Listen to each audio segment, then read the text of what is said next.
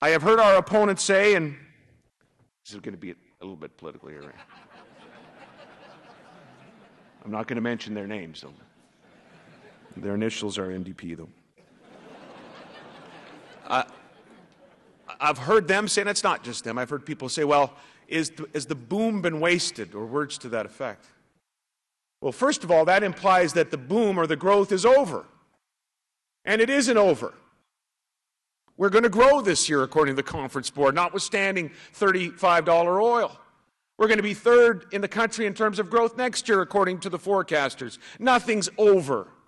We're about more than just oil in this province. We do have a diversified economy. We have what the world wants, especially out in rural Saskatchewan.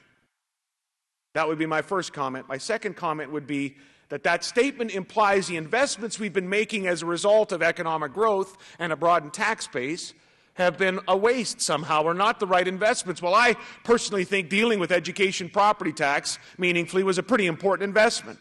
And I think reinvesting in healthcare, doubling healthcare infrastructure, is a pretty important thing to do when times are pretty good. And I think paying off $3 billion of operating debt is probably the right thing to do when times are good. And I think $6 billion in tax relief over 8 years for Saskatchewan families, for businesses, for landowners is probably not a waste. It's probably the right thing to do when times are good. I think $8 billion, almost double what the other guys did in the same period before they were defeated in 07.